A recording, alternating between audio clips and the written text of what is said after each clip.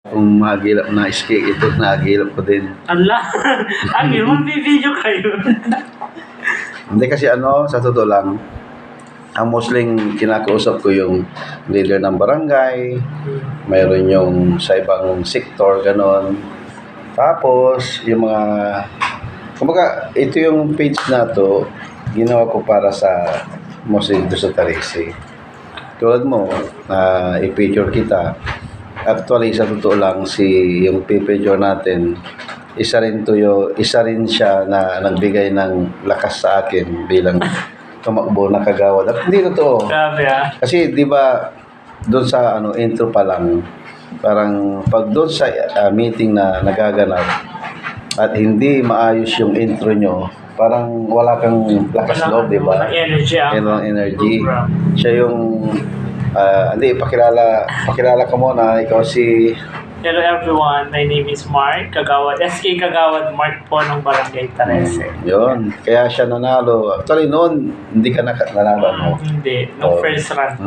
Kasi hindi ka pa ma-appeal na, ano? Iba ba ang appeal ngayon? Ngayon, umapil ka na. Umapil na ako. Hindi ganun talaga ang politiko. O kaya may mga pagkakataon na hindi para sa'yo. At least hindi siya nawala ng, di ba, iba, ayaw na nila. Parang nag-give up ka agad. Pero during na campaign period po, 10 days lang yun eh. 10 days, mostly kasi nights. Gabi ang natin, waiting the bansi. Tapos nakita ko sa'yo, habang intro mo, yung pag-MC mo, may mga jokes. Tapos yung kalakasan, sabi ko, matibay ito gago. At saka ikaw ay nag-graduate ng... PSE Social Studies. Anong school yun? Sa Pangasinan State University, San Carlos Campus. So last Sunday, nag-take ka ng board. Yes. So hopefully, di ba? Hopefully, in God's will. Yun. Ganun po yun. Yung kumaga, yung mga bagay na ginagawa natin, parang madali tayong magtalaga sa Panginoon kung para sa'yo. Ganun siya eh. Natalo ka man, at least alam mo yung purpose ng Panginoon. Nanalo ka, may purpose din. Just Parang ganun sa pag mo ngayon, pag exam mo, para sa akin madali ka makapag-adjust kasi kilala mo ang Panginoon.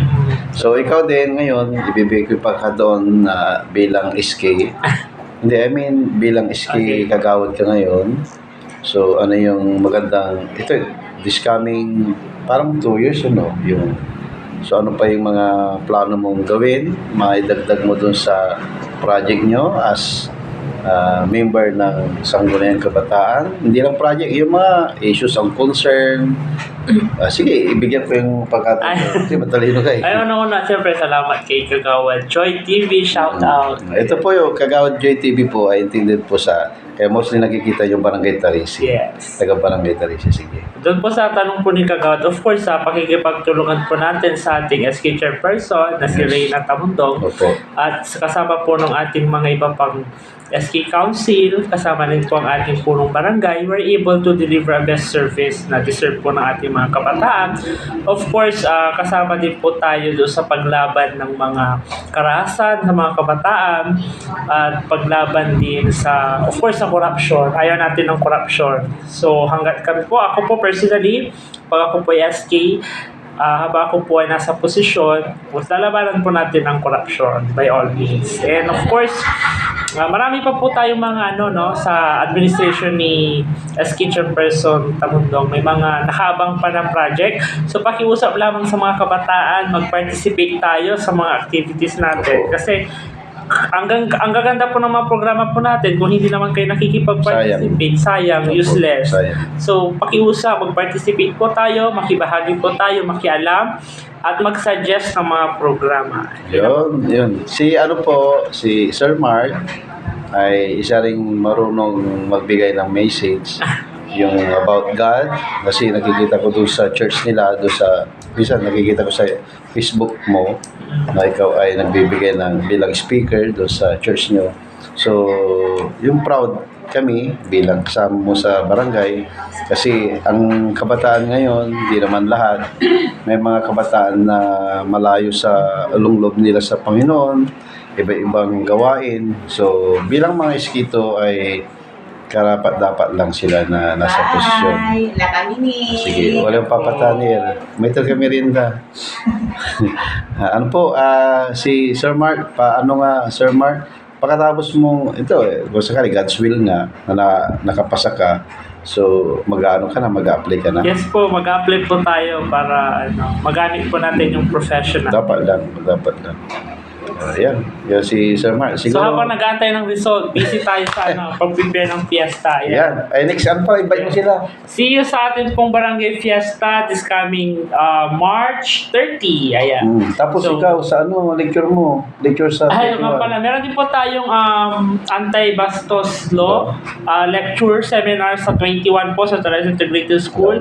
In-invite po natin lahat po ng mga parents, mga kabataan, of course, para alam niyo po yung karapatan po ninyo, lalo na po yung mga kababaihan, para hindi po tayo nababastos. Para aware po tayo dun sa mga batas.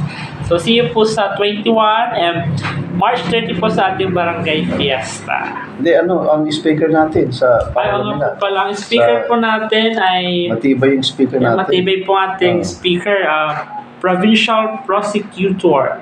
Yeah, Prosecutor Emmanuel La Forteza. Sila po yung ating resource speaker sa ating seminar this coming 21. Sana makapunta po kayo. Safe Space Act, Lecture on ARWA ay Republic Act 11313 or otherwise known as Safe Space Act. So sa mga parents po dyan, let's come and we have a knowledge po about Space Act. Okay. So, yun lamang po. Sa the other, abangan natin. Ibang kabanata uli. Pag nakapasa na si Sir Mark. Yun po. Tapos, abangan natin yung sa pesta. Ay, isa ka bang, din doon? May sasayaw ka ba? Balita ko kayo yung gagawa. Hindi pag ako tingnan nyo. Abangan nyo na lang. Abangan nyo na lang. Ako na lang ako ang kasama ni Gusting. Ay, di, insyong pa rin. Shooting. Ano pala kagawad, meron tayong fun run ng 30 po ng umaga. Yung panaran ba maglalakad? Joke. Oh, baka nga po.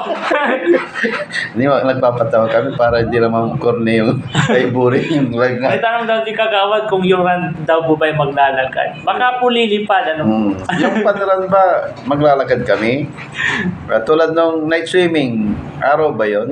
Yung hindi, sa totoo lang. Parang common sense na tanong. Minsan, na problema ko dun sa tanong ko pinag-isa ako ng maraming sibuyas kasi mura yung sibuyas, yung puti, tapos lalagyan mo yung itlog. Tinanong ko kung lalagyan ko ulit ng sibuyas, panggisa niya. Sibuyas na nga po nilagay niya. Di lang yun, konting lang para hindi kayo maboring. Ganon yung start nito. Kaya medyo nadadala ako, nahahawa na ko. So yun lang po. Ingat po. Mag-like, follow, share. Yeah. Ang Kagawad Joy TV. Ikaw, share mo para manonood yung mga Share. taga-ibang bansa. Bye-bye.